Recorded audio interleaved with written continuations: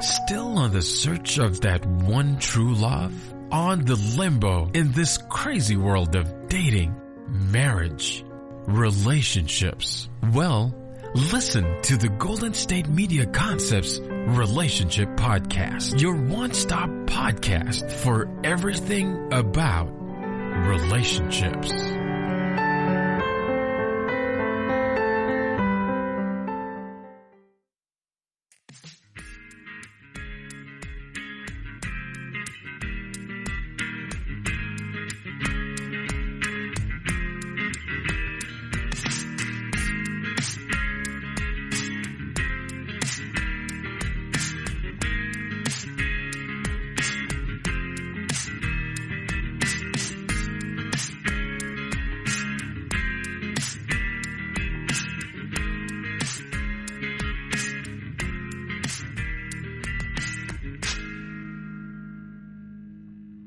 Hello, and welcome to the GSMC Relationship Podcast, brought to you by the GSMC Podcast Network. I'm your host, Stephanie, and before we get started today, I just wanted to say to all the couples who are engaged and having to decide whether or not they're going to continue on with their wedding plans this year, I just want to say I love you, and I'm here for you. Probably not personally because you do not know me, but I want you to know that in spirit, I genuinely feel for you. Even though I am not engaged and I'm not planning a wedding for this year, I do have a best friend who I am in the wedding of, and it is semi up in the air for how it's going to continue this year and if it's going to be with COVID restrictions. And my partner has a friend that is probably going to cancel their wedding. So we have really close ties to people who are making those decisions. And I just want you guys to know, all of you out there who are faced with those decisions, that we're here for you. I care for you, and my thoughts and love go out to you because this is a hard time for all partners right now, let alone partners who wanted to celebrate with everybody this year with how much they love each other. So my heart goes out to you, and I hope today's episode can possibly help you out. So let's get to it. So today's episode is going to focus on weddings during COVID. Now, I know in the previous relationship podcast, we were talking about weddings and the history behind them, but I wanted to deal with the actual struggles that couples are faced with this year. Not only couples, but friends of the couples. So like I said earlier, I am not engaged. I am not dealing with a wedding during COVID, but being in the wedding of someone who is, we have to come up with some strategic ideas for what to do if your friend is still going to go through with the wedding, but you need some COVID ideas for a bachelor or bachelorette party, whether that's a virtual event, which a lot of my ideas are for a virtual stay-at-home safe option. And then the rest of the episode will focus on both the bride whose wedding is this year or the groom whose wedding is this year, and what to do if the wedding is eventually canceled. And make sure you stick around for the end of the episode because I'm going to give all my favorite games to play at a bachelor, bachelorette party. Now, these games are going to be directed towards bachelorette parties because I'm a bachelorette and that's what I know. But I wanted to give the games that were actually fun for me, and I think it would actually be a fun activity for groomsmen to kind of figure out how that works for them. Okay, let's get started with our first segment, which is again, bachelorette parties during COVID. What do you do? So like I mentioned at the top of the episode, my friend is still deciding whether or not they're going to go through with the wedding. But as of now, we are going to do a bachelorette party. So this is where the idea came from. And let's get started with our first idea. So our first idea actually comes from USA Today, and it was an article written about, what to do with bachelor and bachelorette parties during COVID while I was doing some of my research. And the first idea is obviously a conference call, but you want to make that conference call special, right? This was supposed to be a special moment in your friend's life, and they make it a point to say that you were going to put in all this effort for the original party. You were going to probably get an Airbnb, you might travel, you set up locations like at restaurants and bars that you're going to be spending money at. So the first idea is to do a video conference call, but you're going to make it as special as you would have made that night. And I'll list off some of the ideas they came up with in order to do that. So, in order to make your video conference call as special as you can, they say the first idea is to make it a surprise. So your friend isn't sure whether the wedding's happening or not, but as the groomsmen or as the bridesmaids, you were going to plan something for them to do anyway for their bachelor or bachelorette party. So go ahead and plan that anyway and make it a surprise. And for those that were invited to these parties originally and they're out-of-towners, they're not in the same place as the party was going to be planned, this is a perfect opportunity for them to come. Even if you have guests that weren't even an option before because they were out of town, but you know they're close to the couple, go ahead and invite them because you want to make this as special as you can. And it adds provided comfort for more family and friends that they know. It makes it more of a party. And of course, you're going to surprise them because they weren't expecting to make it in the first place to whatever original party you may have planned. So that's a bonus to having a video call for your party instead of actually in person. It's no cost and everyone pretty much has internet access. Just make sure everyone knows what time it is and have them dress up. That's another recommendation. Make sure that they are treating this as much of a party as it is. So you want to make it a surprise. People can dress up. You can also, this is a fun idea, although it doesn't make it a surprise anymore, but a great idea was to send the decorations that you're going to use for the party. So bachelorette parties, they tend to have a lot of different decorations. You can go from classy to not so classy, and I do not judge because that's my preferred style, but anyways. But yeah, go ahead and send those decorations that you were going to use anyway to the bride or to the groom, and then they can put them up in their own house right next to their computer. And then when the party starts, it's so festive. People can even decorate on their own, right? Like if it's a cheap option to maybe go to a dollar store or something like that, have like glitter or have, well, no, glitter kind of sucks, right? But you want to have streamers or you want to have bachelorette or groomsmen, like kind of decorations everywhere, and just it would make the couple feel like it's really a party, like everyone's actually invested because they did something on their part too, and something that's relatively cheap and relatively easy to get a hold of nowadays, especially with Amazon. Like, come on, there's nothing you can't do with a little 2-day shipping. So a sweet idea this article had to help guests participate and really make the bride and groom-to-be feel really special was to prepare toasts. Now, that's not something you actually do at a bachelorette party, at least in my limited experience, but that's not something you typically do. But this is happening because something else is happening in the world, something traumatic and very stressful. So you want to make this moment as special as you can, like I've been saying. So in order to do that, maybe prepare something like really nice or really raunchy. Again, it depends on your style of communication and how close you are with this friend, but maybe prepare something really sweet for them to hear so that even if they're not having this moment with you in real life, like together in person, then they are having it still with you. They're having that connection in that moment.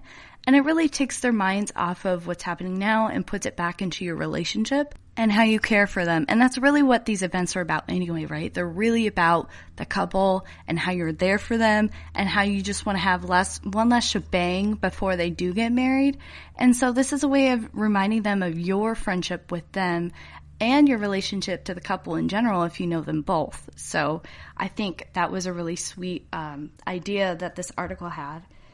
They also mentioned sending gifts. Now, I know this can be an idea that a lot of people don't agree with, right? Sending gifts to the couple even though they're not getting married.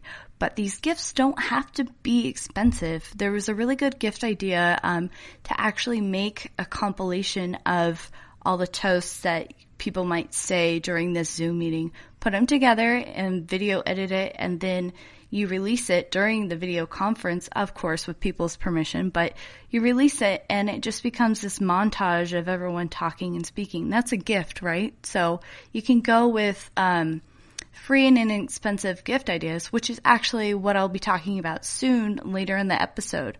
But regardless, one idea is to send them a gift, and I thought that was really sweet. Like I said, it doesn't have to be expensive, doesn't have to be a traditional wedding gift. It just has to be something unique and personal.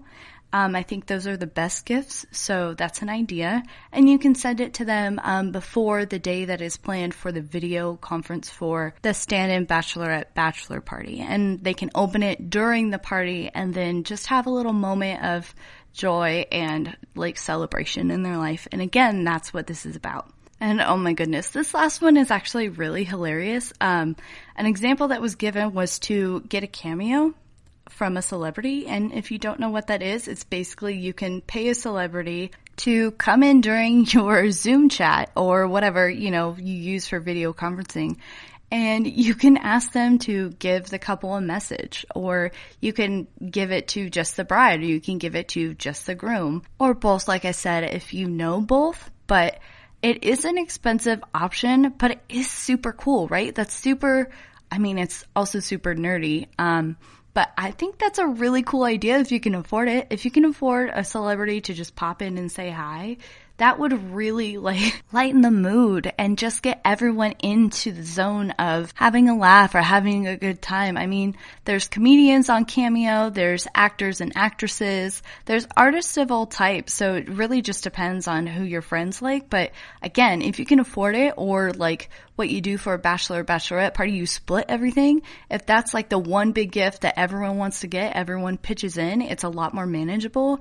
And I think it's a really fun idea. So yeah, I really thought that was a creative space to go into to utilize the digital space you're in anyway, right? Okay, so there are a couple other ideas that I want to go over. Some I thought of and some were inspired, but again, still my own thoughts. So there's not really an article to reference. But the games that you would have played in real life during bachelor and bachelorette parties, do them digitally. There's no reason not to. All of the games that you can find just by Googling, they're very easy to play digitally. And this is the idea I thought of, which obviously I think is pretty clever, but may not be.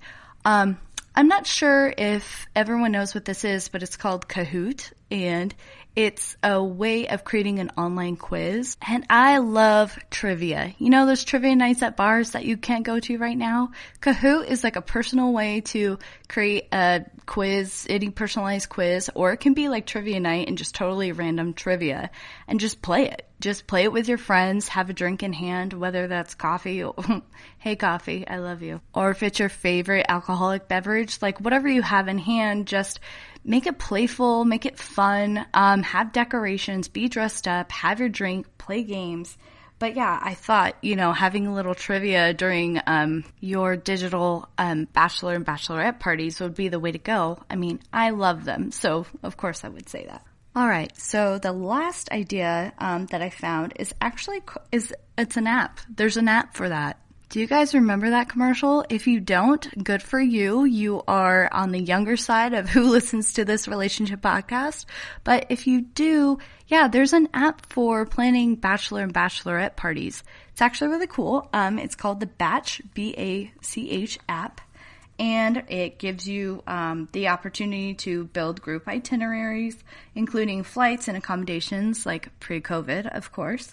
It allows you to chat with everyone and launch group polls, which I find really necessary because everyone has ideas swirling around. And if you just have a poll automatically in your little group chat, like that would make making decisions so much more efficient, that would be great. But this is what the game changer is, and this is why I'm bringing up this app. It's because you can download and pay for, just a heads up, virtual experiences. They just added this to the app. So basically, you can choose different virtual experiences to pay and sign up for, which some of the stuff they have on here is just amazing. So there's one, I already mentioned trivia, so I am going to mention this one again. but it's an app and it's run by someone other than someone in the group, which is nice. It makes it more stress-free so that everyone can enjoy the game. But basically, you can do a virtual experience of a game night where you compete as a group together to answer questions about the bride or the groom. And essentially, you're just competing against other bachelorette or bachelor parties. And then, so basically it's 30 minutes and you have a group of at least 10. Each person pays $10, which isn't bad. And then the 4 high scoring groups at the end of the month compete for a grand prize. So the grand prizes are actually pretty cool. There are other experiences that you get to choose from. But if you score 50 points, it seems like no matter what group you're in, if you score 50 points by the end of the month, you can choose a prize. And one of those is tequila. And I don't know about you guys, but that's one of the favorite liquors that me and my friends drink, actually, between that and vodka and anything else light, because we learned our lesson with the dark stuff. Yes, dear whiskey, I can no longer have you, but regardless of my woes. Yeah, so I thought that was really nice. It's actually a really nice bottle of tequila, so I think that's a great game to play. $10 per person, especially if you're not spending money on a traditional bachelor or bachelorette party. This is actually a good use of money and a good use of time. It's only 30 minutes and you answer some questions and then you move on to the next game or whatever you have. Which, speaking of, another thing you can get on this app, like you can order through the app, is caricatures of everyone in the group. So even if you can't be together in real life, then you can be together like through caricatures. And I love caricatures so much. Such a dork. I like gaming, coffee, and pretty much anything dorky. So that includes getting a caricature every time I'm at like a fair or wherever they have them available. One time I saw them like just on the street side in New York City when I was visiting. And of course I did it because they're just so fun and they're a good memento or keepsake, especially if, again, you're not going to a traditional wedding or you're not going to a traditional bachelor or bachelorette party. It would be a good way for each person to chip in and get one made of a compilation of the friends who were supposed to be at those said parties. Why I say it's a compilation is because it is $35 per person. And I don't know about you, but I believe there's 7 people in our bridal party. So that can add up just a little bit. So you want to make sure that depending on the size of your party and depending on your budget, you can work that out. Okay, so another one I wanted to share with you guys is the virtual sip and paint option. I've never been to a sip and paint. I know, I feel like at this point everyone's been to a sip and paint party, but now you can do it virtually. So let's say you're doing your video conference call and you're done with your trivia night game. What do you do next? A little fun activity that you can do from home. So basically when you buy this option, you get a kit and you get 2 to 4 options of projects that you can do and a video lesson on the topic. So, yeah, just do it during your live Zoom session. This doesn't even have to be for a bachelor bachelorette party. It's just something you can do for fun. But seeing as I've never done one and it's a kit that can get sent to everyone individually and you just all pick a time to do the video, then it's a fun activity. You're drinking, you get a little memento out of it, and it's fairly cheap. Again, if each person pays for it, it's not that much money. So I definitely recommend that as an option. So yeah, this app has a lot of great ideas for virtual party ideas. It still keeps you in track, organized, and something to look forward to. A couple other fun ideas it had available was a tarot reading, which I would highly recommend because that's something I'm into. It's also relatively cheap, again, if you guys all split the cost. But a tarot reading, a Netflix party, that's a free idea, and Netflix allows you to watch the movie at the same time.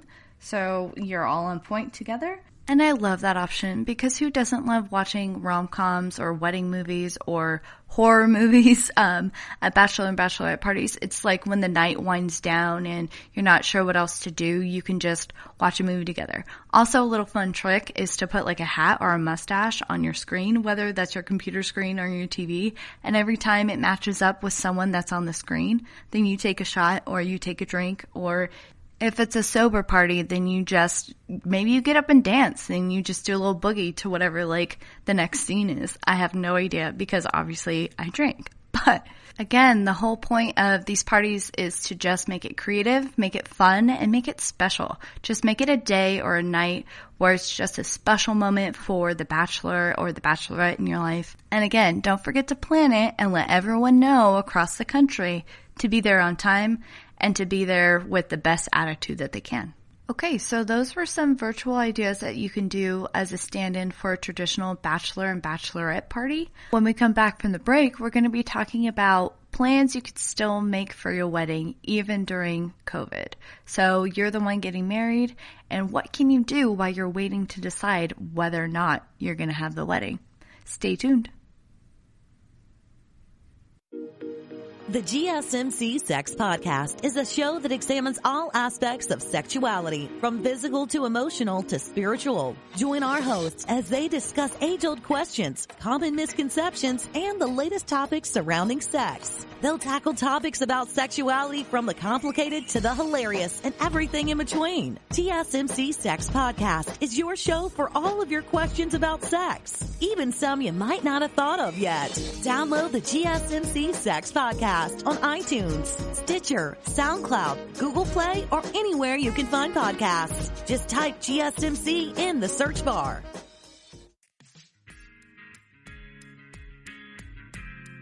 Hello everyone and welcome back.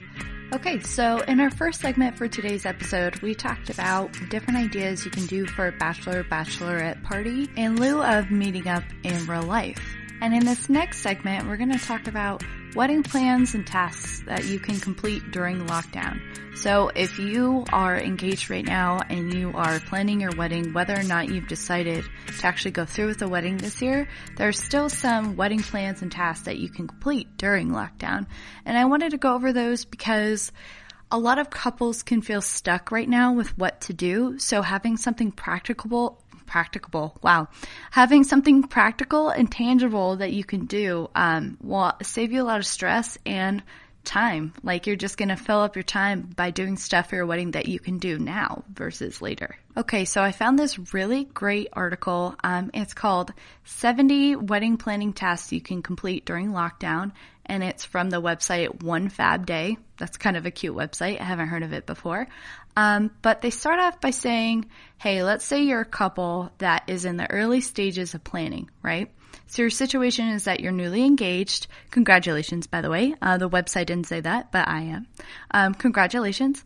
And you've been engaged for a while, but you've only just started planning. So here are some of the plans or tasks that they say you can do while in lockdown.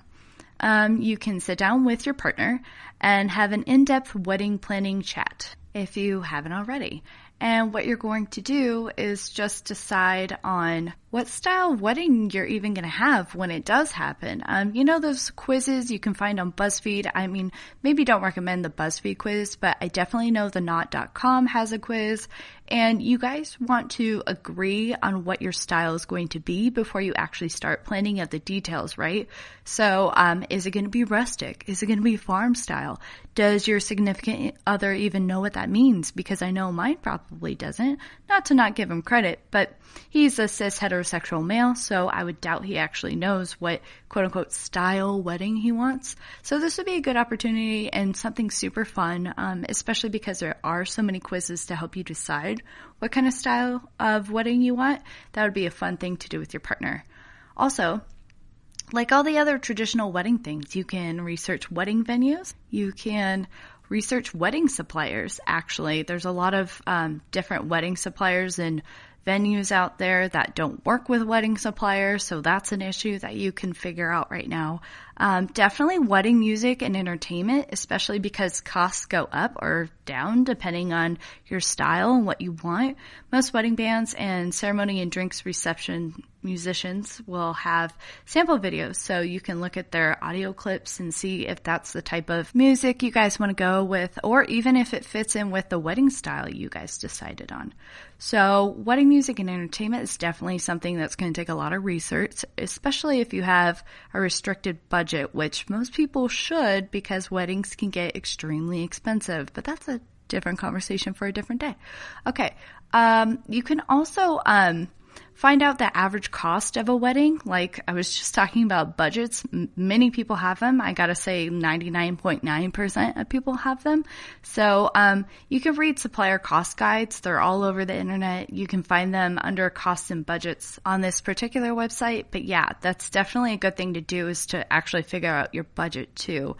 So if you go off of a supplier cost guide, it's going to give you an idea, like at least an estimate of where you guys stand depending on what you want to choose for the wedding venue, the musicians, the cost of pretty much everything that goes into having a wedding. Okay, so let's say that you're not at the beginning stages of planning a wedding. It gets a little less traditional here, so let's go through these. If the plans for your wedding are underway, and you've set a date, you booked a venue, and you possibly even booked the main suppliers, this means that your wedding is probably going to take place relatively soon. But now you're kind of at a standstill because you're stuck at home, and lots of businesses and wedding suppliers are temporarily out of action. They're not, doing anything right now. So what One Fab Day recommends is that you set yourself up on a task management app like Trello. So that helps you divide and track tasks among yourself and your partner. And you know what? I've heard of Trello before. I've heard mixed reviews, but if you do like task management programs and software, then I would recommend using Trello because it does keep you on top of what you're doing. So after you do that, they said to create or decide upon your wedding color palette. You might already be at this point as well, but if you're not, that would be a good place to start. They also have samples for you to decide from on their website, as most wedding websites do. So after you decide on a color, they say the next step would be to familiarize yourself with the flowers of the season that you plan to get married. That's actually really important because a lot of flowers that people love don't tend to be in season when they want to get married. So that can mean one of two things. One, you don't use them, or two, they are outrageously expensive. Flowers next to venue and food, if your venue provides food, is going to be the most expensive thing you do for your wedding. So look at what flowers are going to be in season. That'll help you cut down on costs, but it'll also help you find something you actually like that's within your budget. So doing that kind of research well before you get married, even it might actually help set the scene too, and help you figure out what style you want. Because if you are a visual person and seeing things helps you figure out a game plan, it would help you figure out, like, okay, if I really like peonies, like, do those go with the farm ranch style I want? Or does that go with, like, more of a modern chic kind of style I want? And like I said, those are pretty expensive. Flowers are. So you might want to pick something that kind of goes around the flowers if you plan on having flowers. Okay, so the next thing that they came up with was come up with a fun system for naming the tables at your reception dinner. And they have a list of ideas there. Honestly, this would be a fun game to play in the early stages of your engagement as well, because this is the fun stuff. This is where you get to put in your personality, your creativity. I, being the self-proclaimed nerd that I am, have already looked at all this kind of stuff on Pinterest and Etsy well before I even had my partner, because I just really like looking at that stuff. And my fandom is Harry Potter, among other things. Like I mentioned before, Outlander. I really love Outlander. And with those kind of fantasy fandoms, they tend to have a lot of creative ideas for different party scenarios, including weddings. But if you are like me and you already have something in mind, this would be a great idea or a great time to go to your partner and kind of run these ideas by them. And if they do or do not like them, find some way to incorporate your style with theirs, and you can both do that. So I think that's a really great idea. Like, focus on the smaller details, the fun details, like naming the tables at your reception dinner, and then you can go from there and maybe think of other small wedding ideas of how to incorporate fandoms you love or the style you guys choose. So the next item on the list, it says, order items for your bathroom baskets. I'm not sure what a bathroom basket is. If someone knows what that is, can you write in? Our Instagram is GSMC_relationship. And I would really like to know, what are bathroom baskets for weddings? Is that perhaps it's a British thing? I have no idea. Or some other, part of the world where people do bathroom baskets, but I have no idea. So go ahead and write it and tell us what those are. Okay, so this next one is actually another fun one. It's creating mood boards for your wedding decor. So it's going to help you, again, find your style. Mood boards are just really relaxing to do when you have nothing else to do. You turn on your favorite rom-com or fantasy film and you're just drinking a little bit, maybe have a little bit of glass of wine. You have magazines. I don't know why you have magazines. Someone has those anymore. But let's say you have some magazines and you can just put a collage together of different styles or different things from weddings that you see that you like. Now, a modern way to do this is on Pinterest, but just be warned, Pinterest can lead you in so many different directions that you may not stay focused on your wedding, which in this case might be a good idea.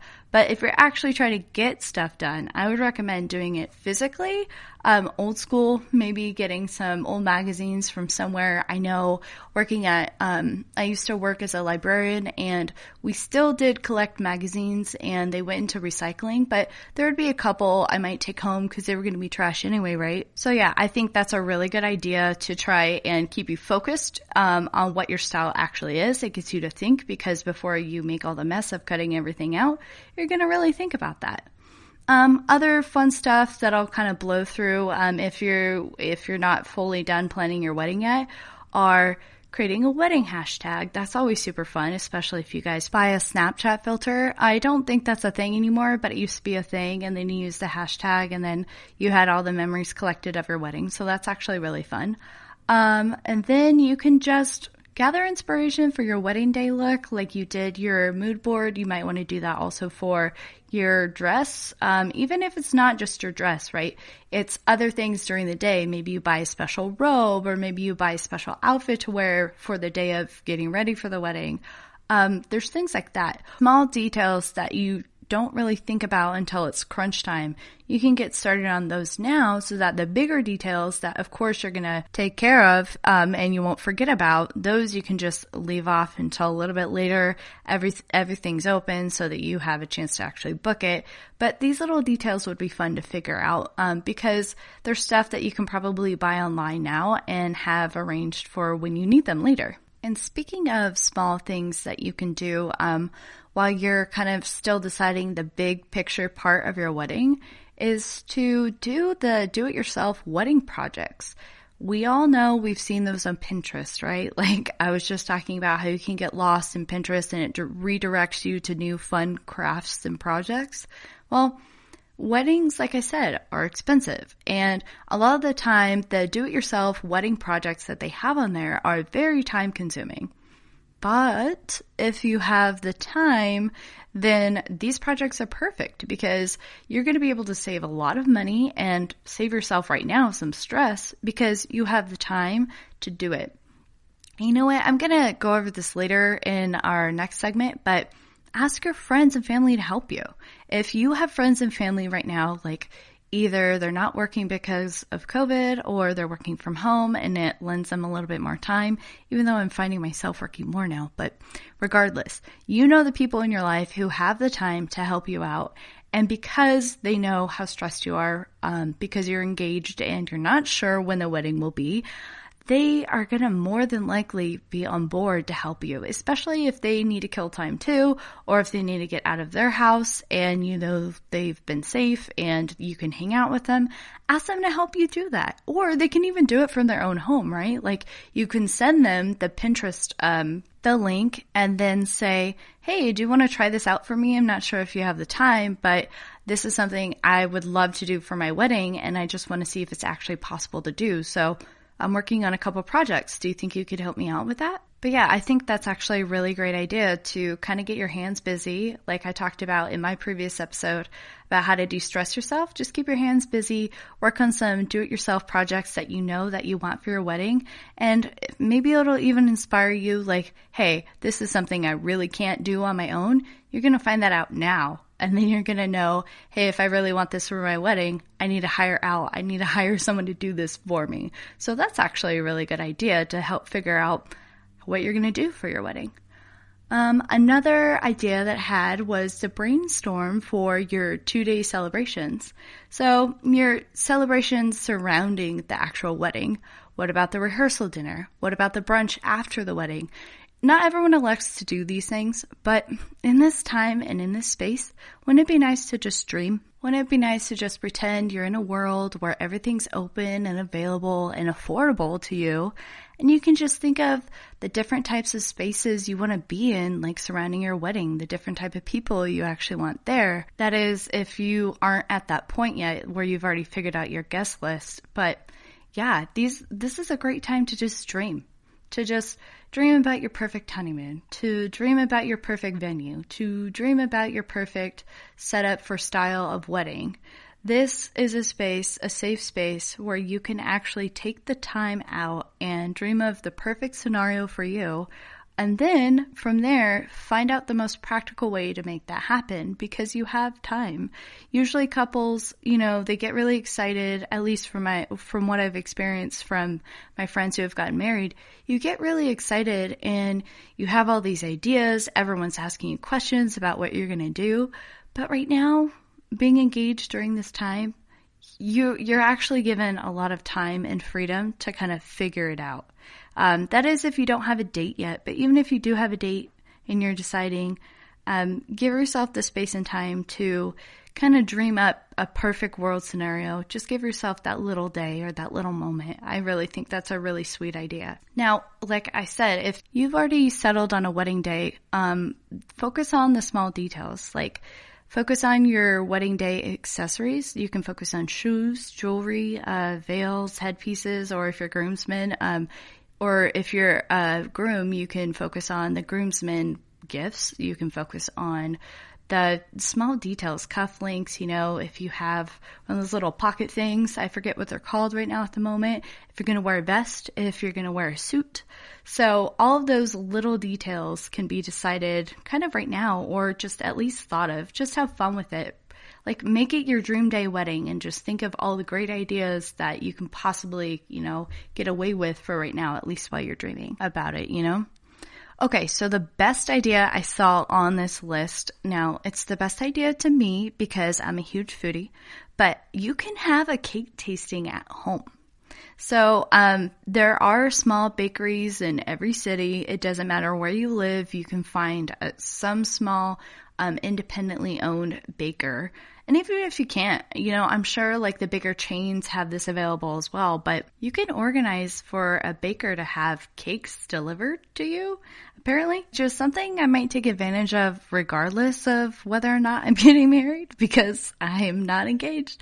But that sounds freaking delicious. I mean, right? Don't we all just want cake delivered to our homes right now? So yeah, just organize to have cake samples delivered to your house.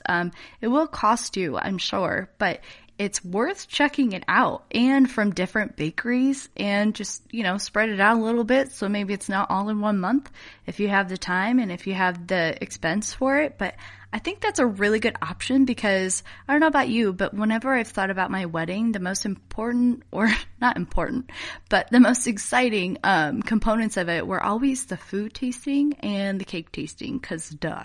So give yourself options. You are not limited and you have the time. So you might as well do that because why not? Okay, so that's the end of segment 2. And after the break, we're going to go to segment 3 and talk about, what to do if your friend does decide to cancel their wedding. And what do you do once you've canceled your own wedding? What are the next steps to take as the bride or groom, or even as the friends of the bride and groom? We all have a role to play, and I want to talk about that coming up after the break. Tired of searching the vast jungle of podcasts? Now listen close and hear this out. There's a podcast network that covers just about everything that you've been searching. Hey! The Golden State Media Concepts Podcast Network is here. Nothing less than a podcast bliss with endless hours of podcast coverage. From news, sports, music, fashion, cooking, entertainment, fantasy, football, and so much more. So stop lurking around and go straight out to the Golden State Media Concepts Podcast Network. Guaranteed to fill that podcast itch.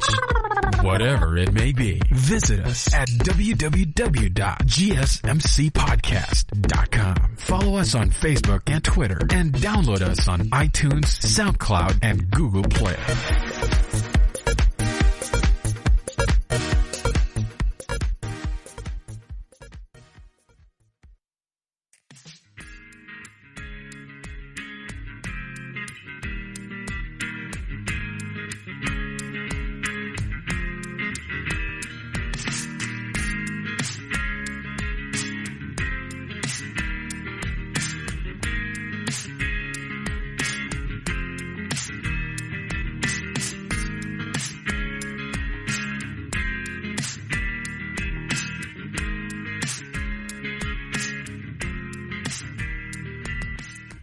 Hey guys, welcome back for our third segment. In our last segment before the break, we were talking about what to do if you were the bride or the groom and you need time to kill before, you finally decide whether or not you're going to have your wedding this year or if you're going to wait. So now we're going to talk about if it is canceled. Now, it's not fun. It's not a fun topic, but at the end of the episode, we are going to be talking about my favorite bachelor or bachelorette games. So stay tuned if you want to, end this podcast on a good and happy note. But for now, we're going to talk about what to do if it is canceled, because it's a very sensitive subject. It doesn't matter if you're a bride or if you're a groom or if you're friends with the bride and groom. You want to make sure that you get this right, because this is a special day a lot of people think and dream about. So it really matters if you're their friend and you get it right, or it matters how you handle this if you're canceling the wedding and you've already sent out the invites, because you do eventually want your wedding and you want to respect the people who took the time and energy to either help you with your wedding, depending on where you're at in that, or to just keep a date in mind for the future so that you can have them there and still plan for it. Okay, so to start this segment off, we're just going to focus on being the friend of someone who has to cancel their wedding. And you don't need to be a part of the bridal or groom's party to be able to do this, right? Like, you are a friend and you care about your friend whose wedding has been canceled. So here's some good places to start with once you find out that your friend has canceled their wedding. Okay, so there's actually this really great website that gives you kind of a step-by-step guide on how to approach these situations. The website is called Between the Pine, and you can just research, how to support your friends who have canceled their wedding or something along those lines. But the first rule or the first step that they say to take is to understand what your friends are going through. They have a lot of examples of women talking about their experience of having to cancel their wedding and just the feelings that they're going through, like disappointment, confusion, anger, among other things, right? They're trying to cancel things like practically like vendors. So they're going through a lot of different emotions. And as friends, we have to understand that first. So they're saying come from a place of empathy and just hear your friends out. You don't know what to say to them, right? So let's say that you approach them and the first thing you want to say is that you're sorry. But they're saying before you do that, before you reach out, here's what you should do. You should actually send them a letter in the mail. I think that's a really smart idea because, another text or another GIF is going to just be another day in the life. So if you send them something like that, it is thoughtful. I mean, you are trying to cheer them up. You are trying to say, hey, I'm reaching out to you and I care. But when you write a letter, it's a little bit different. It might come in with their bills, but it's something different and something nice to see. I know that I got a handwritten thank you note recently, and it was just a game changer. It just felt so personal. The handwriting on it just made it feel more genuine, and, they physically have to do each letter. So they really thought of you when they were writing it. At least you would hope so, right? So that's how someone's going to feel when you send it to them. It shows that you sat down, you took the time, and you wrote the encouragement. And I think it's such a small gesture of kindness that taking the time to write a handwritten letter about anything, it doesn't even have to be condolences. I actually think that would be a bad idea because you're reminding them of their loss. But instead, just remind them how much you love them, remind them of all the fun times. Maybe instead of doing, a toast like I recommended in the first segment for the virtual bachelor and bachelorette party, you write what you would have said in that letter and you send it to them, and it will just brighten up their day. Or even if you write like an inside joke, or if you send a postcard even. It doesn't have to be a formal letter. We don't have to get all sappy if we don't want to, if that's not your style, but send them something in the mail, like a little gift thinking of them, or a postcard. Like I said, I think those can be really fun. Maybe somewhere that they might consider for a honeymoon later, or maybe somewhere that you've been together that means a lot to you guys as friends. That would be a really good little token of friendship, I think. So I think that's a brilliant idea. Okay, so the next thing they say for friends, what you can do to support someone who had to cancel their wedding, is to do a FaceTime or call your friends, a check-in. I used to have a really busy schedule, and so at that time in my calendars, I put a reminder to check in on my friends. And that sounds really sad, but I meant like really check in on my friends. I talk to my friends every day through text. We just randomly text each other about whatever's happening, but I really wanted to check in on them and see how they were doing because I was really busy and I don't like feeling out of the loop with what's happening in my friends' lives. I'm of an age where a lot of people are doing really big life events, regardless of what they are, romantic or not. And I really want to make sure that they're doing okay because they're busy too. So I put that reminder on my phone.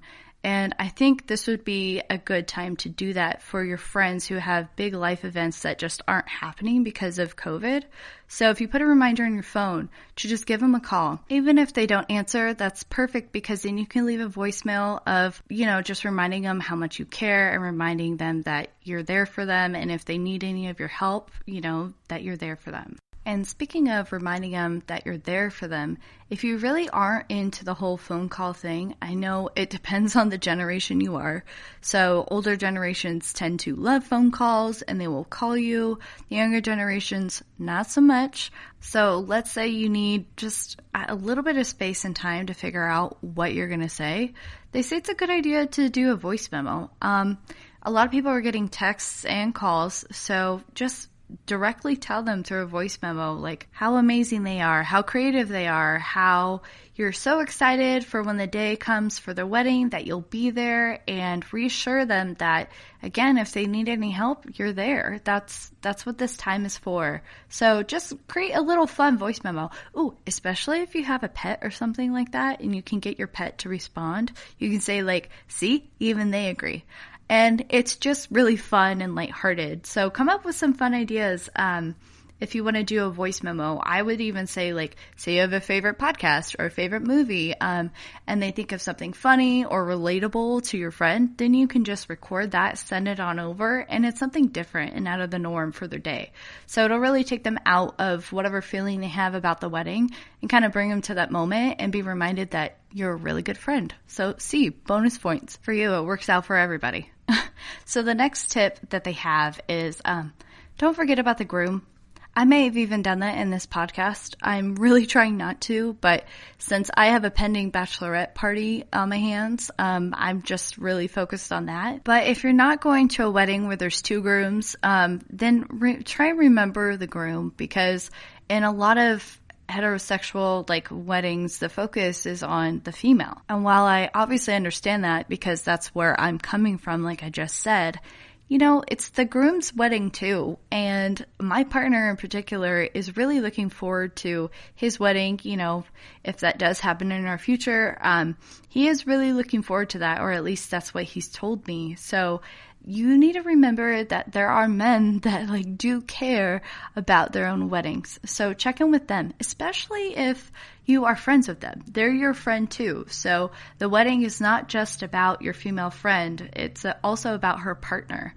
So regardless if it's a groom or not, check in on the partner that you may not be as close with. I think that's a smarter way to phrase it than checking on the groom, because not every relationship is going to have a bride and a groom. So yeah, make sure that you reach out to them individually. I wouldn't even say that if you write a letter, if you decide to go that route, don't lump them in together. Do letters individually, because it's about your relationship with that person, right? And if you even don't know them that well, what you can do is still reach out to them and say, hey, I can't wait for the day that you get to marry my best friend. Or say, I can't wait to go to another Niners game with you. If you've done some activity with them, also go Niners. So there is a way to personalize it to the partner that shouldn't be forgotten about either, because they're just as invested as their significant other in this event. So you want to make them feel important too. Okay. So here are a couple tips of what your friends who had to cancel their wedding, what they don't want to hear after postponing it. A lot of people struggle with what they want to say. The first go-to is obviously, I'm sorry. And then the second go-to is let me know how I can help in any way to help you deal with the fallout. But there's a couple of rules with that, because again, this is a sensitive time. It's not just, oh, we can't have our wedding right now. It's, I'm not sure when this wedding is even going to happen.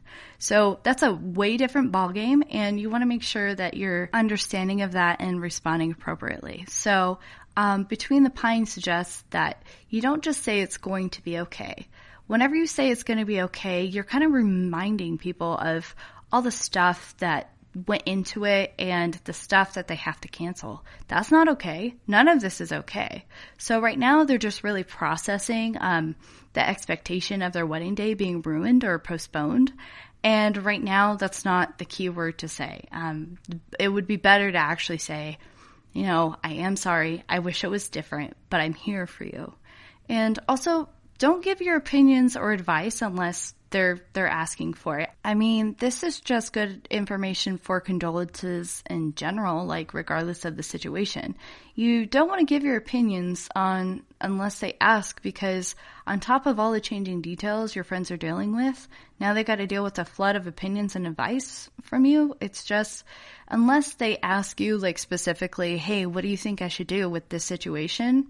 Then just leave it at, I'm sorry, I wish it was different, I'm here for you. That's a perfect way to just get a simple message across that you care.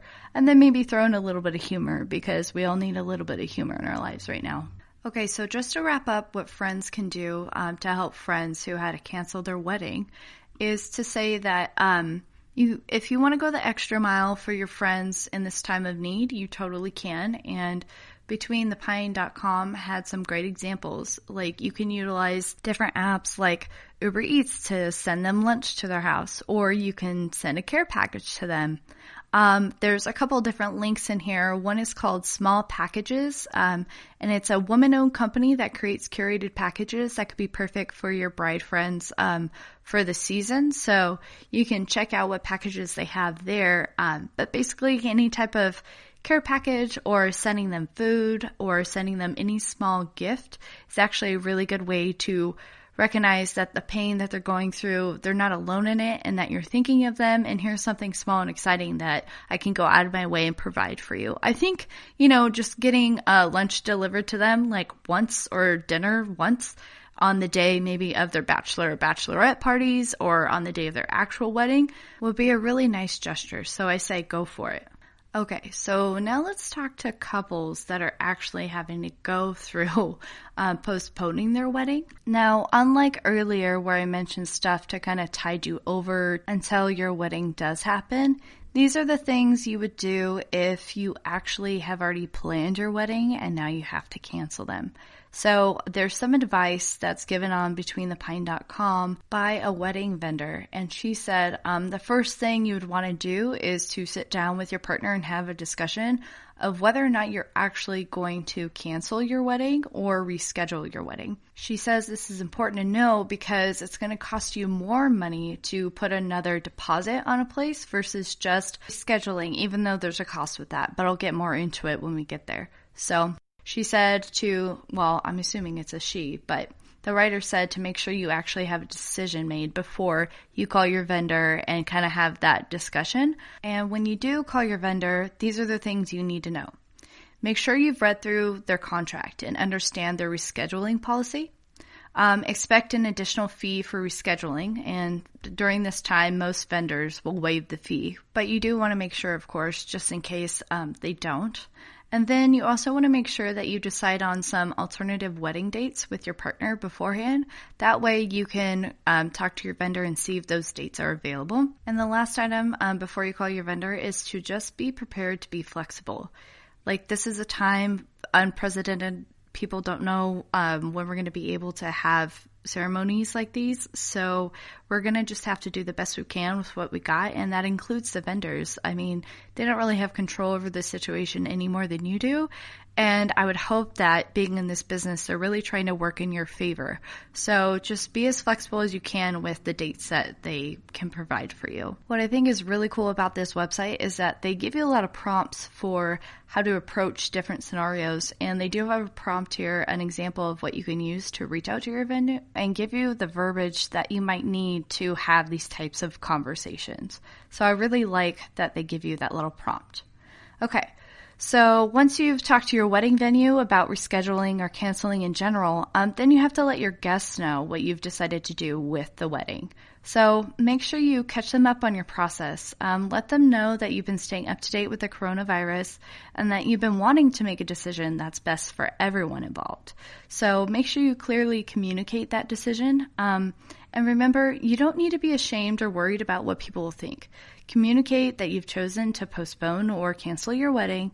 Tell people, and these are the people that love and care about you, right? So they're not going to be too concerned that it had to happen. We all live in this world right now. We all know what's happening. So I would really hope that they would be understanding. So try not to worry too much about, how maybe people book their trip and they can't get a refund on traveling. It's just the nature of the beast at this point, and you have to do what's best for you guys. This is your day.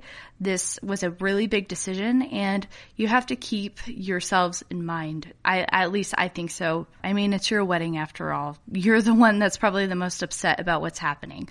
So as long as you catch people up on your process and tell them that we try to keep everyone in mind when we made these decisions, and share the details that you're sure of and leave out the details that you're not sure of yet, because you don't want to confuse people. So just make sure that if it's rescheduled, you can tell them that date. And if it's not and it's just postponed, make sure you just tell your guests that it's canceled. Or if it's postponed, you don't know the date yet, kind of pick some dates that you think are possible that you've already talked to your wedding vendor about and say, hey, just in case, we might actually use these days. So, but again, keep them in the loop. Keep communicating with them so that in the future they know for sure which days to ask off of work or to make sure they get plane tickets for the actual day of the ceremony. And that's it for their recommendations of, what to take care of at this time in this place. Just make sure you're keeping everyone in the loop, your vendors and family and friends included, and hope that they just respond with kindness and love and respect. And if they don't, then maybe when you do have the wedding, keep them off the list, just saying. But that's the end of segment 3. And I'm actually really excited because we had to talk about the serious stuff. But now in segment 4, the last one, I'm going to talk to you guys all about my favorite bachelor and bachelorette games. That's what we all live for weddings for, right? The party aspect, or is it just me? So make sure you come back after the break and we'll talk about my favorite games. Are you tired of the same old news? Are you sick of the seemingly endless political spin and negativity? The GSMC America's Still Beautiful podcast is a weekly news podcast covering all the top positive and uplifting news stories. We cover stories that will inspire, uplift, and remind you of the good in the world. Tune into the Golden State Media Concepts America's Still Beautiful podcast to get all the great and positive news stories of today. Download the GSMC America's Still Beautiful podcast on iTunes, Stitcher, SoundCloud, Google Play, or anywhere you find podcasts. Just type GSMC in the search bar.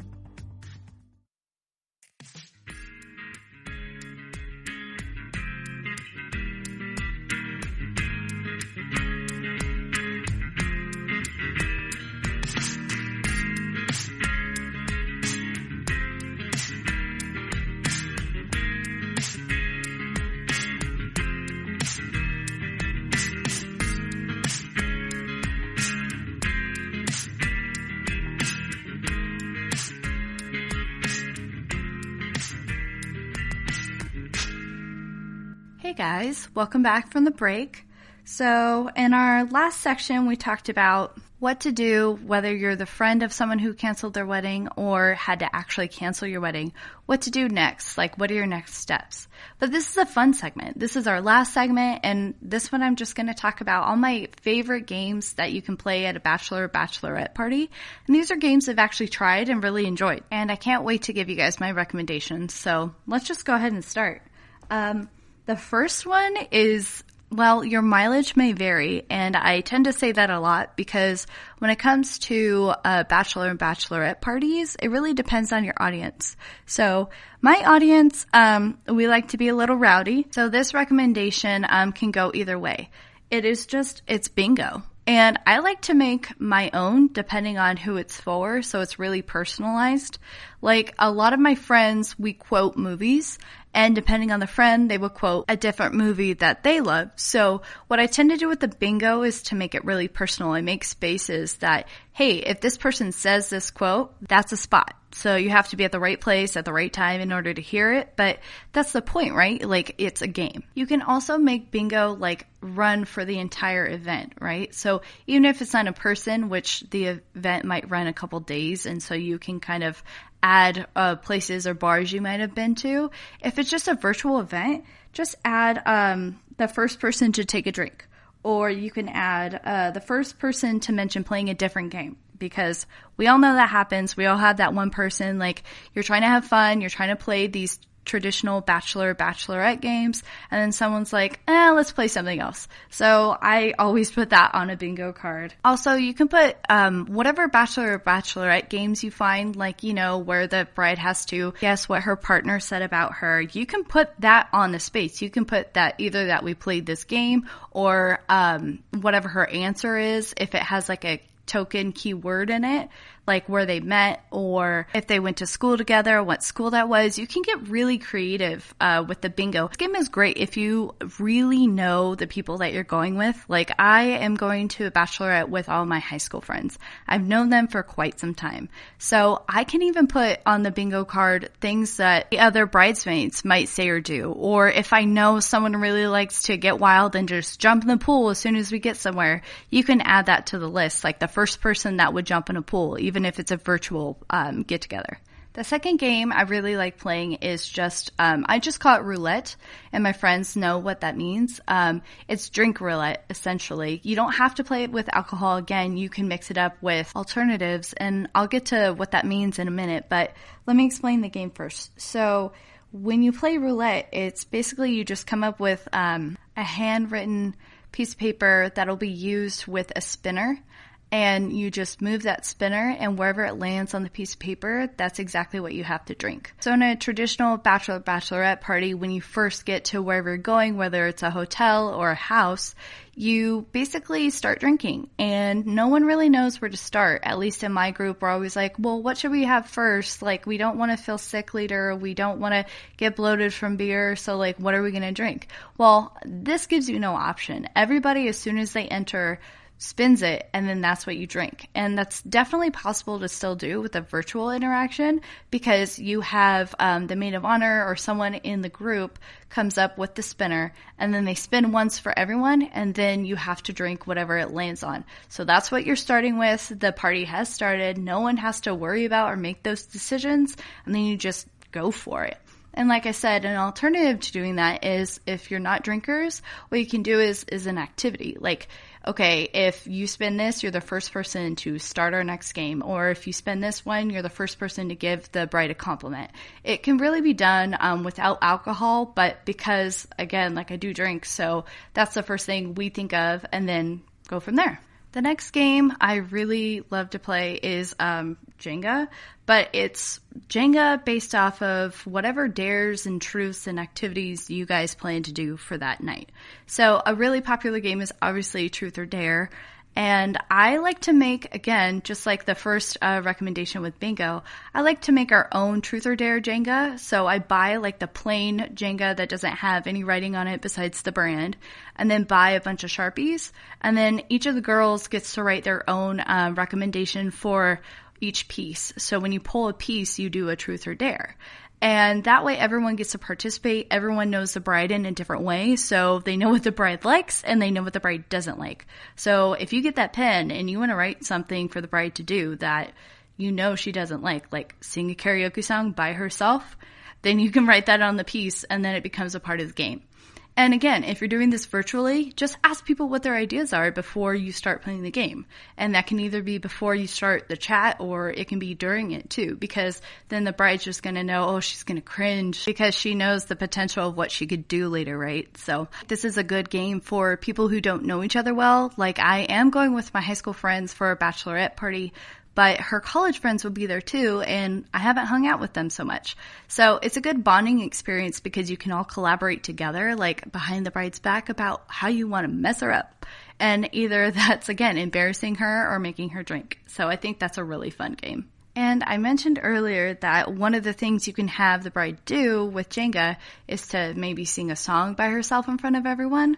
Well, that brings me to my next game, because this is one that I think I made up. I don't know. It could possibly existed before me because hello, the internet. But I call it karaoke roulette. And basically you play one of the bride's or the groom's favorite songs, and you have them start the song, right? They're supposed to love it enough that they know like the first line of the song. And then you go around in a circle and everyone sings the next line of the song. And the first person to get that line wrong, then they have to drink.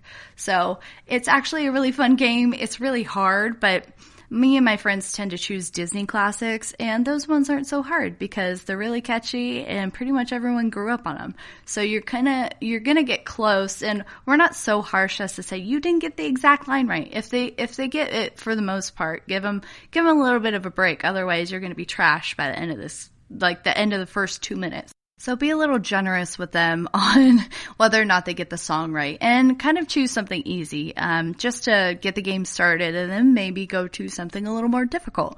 But yeah, I really like that game for a community experience too. If you don't know someone that well, it's just a really funny moment that you're going to just be looking at each other, especially if they're right after you, and you're going to be like, I don't know what to tell you, dude. You just got to figure it out. So this next one is for all the nerds out there. I really like board games, and one of my favorite board games is Categories.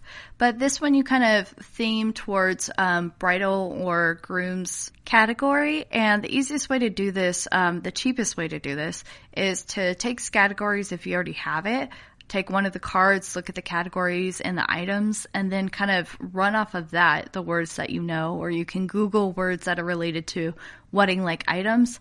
And again, your mileage may vary, so you can do that on either a cleaner scale or a more R-rated scale, but yeah, make it your own. And of course, you can find these games online to purchase, the little printouts that you can do to make these fun.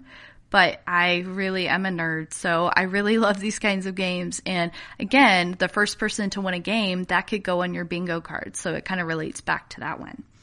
Another game I really like to play is Weenie in a Bottle. Now, again, your mileage may vary, but it's basically that you buy hot dogs.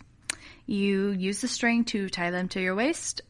You provide glasses or bottles. I would say a fairly wide opening. If, it could be a challenge if you want it to be, but you basically try and get that hot dog into a bottle, and that's it. And it's a little gross, but it's definitely really funny, and it's very hard to do. So it's just a funny game where you're trying to watch people like basically get a very small object into a smaller object. So I highly recommend it. It's really good fun. Okay, so the next one I really like, and it really depends on how close you are with the people you're going with, but it's called a lie detector, and you basically either put tape on the ground or just like a piece of chalk, just draw a line, and then one person stands on one side of the line and the other person faces them. And then you ask each other questions, and you have to figure out if they're truths or if they're lies. And for every lie that you guess correctly, that person drinks. And every one you don't guess correctly is when you drink. And it's really fun to play with the bride or groom, because when you're one-on-one with them, you can really mess with them, especially if you know them really well. Then you can go way back and pull something out from like 7th or 8th grade, and then they can't remember. But if you do, or if you have a witness that's there, that's going to be the game changer, and then you can really mess with them. So I really like that game. And speaking of messing with them, another game I really like is Did You Ever or Would You Ever? Now, if you guys are familiar with the game Never Have I Ever, it's kind of overplayed for me. So what I like to do is use this different take on the game. And I like asking, would you ever? Because never have I ever, a lot of my friends aren't really daring and crazy type people. So never have I ever is just kind of like boring. And you could take it a more serious route too. But again, it just kind of seems like, yeah, I know this person really well. I don't really have to figure that out. Now, if you need an icebreaker, never have I ever is kind of perfect.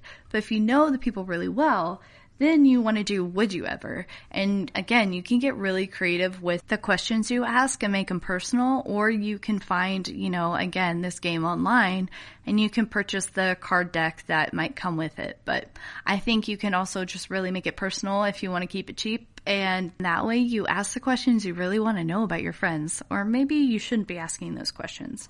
But I think it's a fun game nonetheless. So and another game I really like is the movie drinking game. So like I mentioned earlier, this is a game that you can play virtually, and you put like a hat or a mustache somewhere on the screen wherever you're watching the movie. Like, let's say you decide to do the Netflix party and you're all watching the same movie, Bride Wars.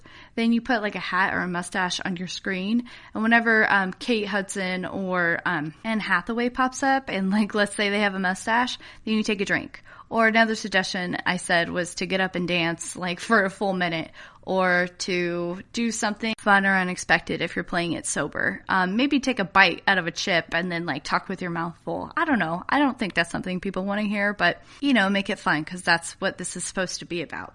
All right. So another game I really like is one that's called Junk in the Trunk. It sounds dirtier than it is. All you do is you get empty tissue boxes and you tie those around your waist, and then the girls have ping pong balls and they try and toss them in.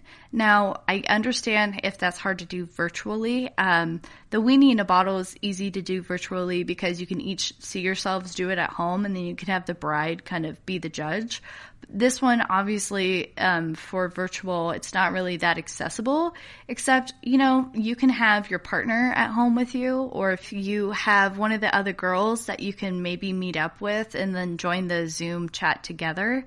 You could do it one at a time to each other and see who does it faster. So that can be an alternative. It is a little hard to do, but it is a really fun game. So I thought I'd just bring it up. Oh, and it is helpful to get different color ping pong balls for each girl so that you know whose color is who. But again, when it's virtual, you don't really need to do that because you can tell. So I accidentally skipped this one, but I meant to mention it in congruence with the movie drinking game.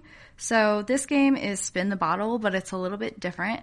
Basically, that spinner I was talking about earlier that you could spin and it has different drinks that you drink? Well, make another one of those spinners and have it with the movie, because when you spin that bottle, you can have it correlate with the movie if you know the movie well enough. So let's say that you spin it and it lands on Take a Shot Every Time. Candice Bushnell, I think that's the actress that plays the wedding planner that they both want. every time she speaks, take a shot. So that could be one of the rules of the game. So basically you're using spin the bottle to create rules that you do while you watch the game, because it creates more of an interactive play with each other, especially if you're just watching a movie. You want to do that every so often, so it kind of like bumps up the excitement all over again versus just sitting through a 2-hour movie.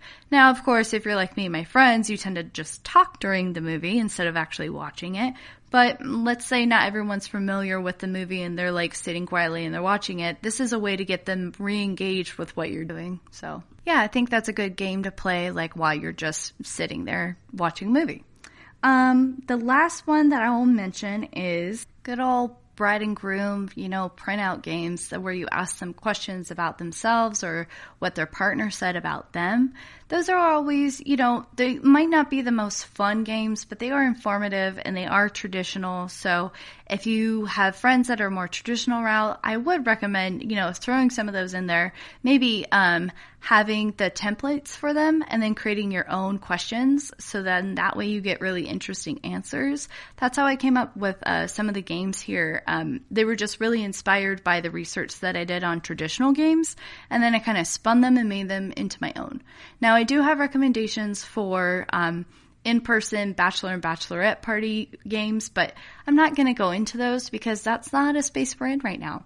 So hopefully on a future episode, I'll be able to give you guys that information, or if you have games of your own that you want to share, again, our Instagram is GSMC_relationship, and you can share all the fun games there. If you guys have a good take on a traditional game, or if you have a brand new one, I want to hear all about them because I am going to a bachelorette party and relatively soon. So it'd be really good to have those ideas so that I can, make the party fun and a little bit different, something creative that we haven't all done before. So whatever you guys have to recommend, I'm all ears. I love talking about the stuff that we love. I love playing games with my friends, whether virtual or in person. So yeah, share all your recommendations with us if you could. Okay, ladies and gents, that is it for our podcast today.